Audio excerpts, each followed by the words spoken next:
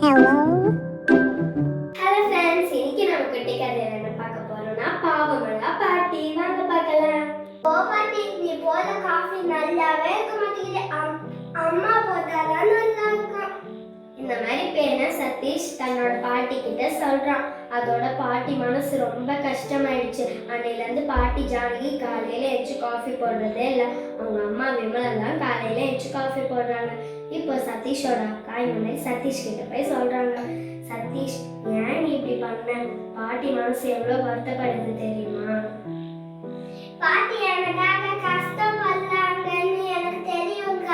ஆனா இப்ப பாட்டி எப்படி ஜம்முன்னு தூங்குறாங்க பாத்தியா?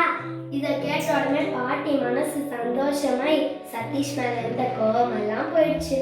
Okay friends, bye bye, thank you for வாட்சிங். ஒன்று சொல்ல மறந்துட்டேன், மறக்காம லைக் சப்ஸ்கிரைப் பண்றீங்க. பாய் பாய்.